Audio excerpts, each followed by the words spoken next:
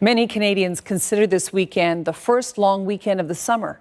Technically, it's not summer yet, but you can't stop a good Canadian from letting a little sun and warmth get them excited. Summer forecasts are still being finalized, and they could change, but there appears to be some trends developing, especially on the prairies, where too much heat is not always a plus. Bonnie Allen takes a look.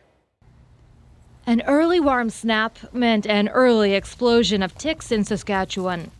You can see the little scabs and the little sores everywhere on her. Those are all tick attachment sites. This stray puppy nearly died after being attacked by 700 ticks. Veterinarian Tanya Marshall had to use her own dog to donate blood for a transfusion. Blood was life-saving to her. Without that, she would have passed away, and probably through the night, if she hadn't been brought into to our clinic, she wouldn't have made the night. That's how much blood she had lost from the ticks being engorged on her. Temperatures have fluctuated on the prairies this spring, but with plenty of moisture.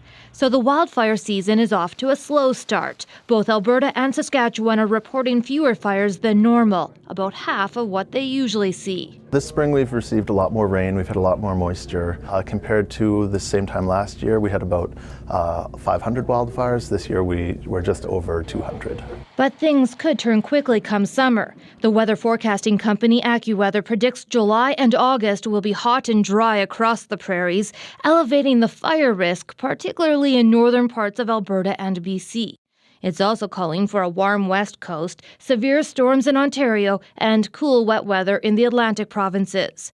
The prairies are a little bit of a question mark. And it's Senior meteorologist Johanna Wagstaff says certain weather patterns could change that. We're really waiting to see what happens with the building El Nino. There is still a chance we could be looking at a very hot and dry forecast for the prairies, but there's still a few factors up in the air.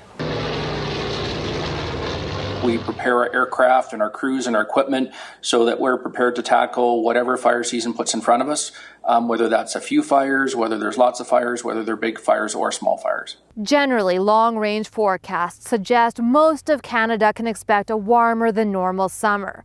But predicting the fire risk can be difficult. A few days without rain and high winds can change conditions quickly.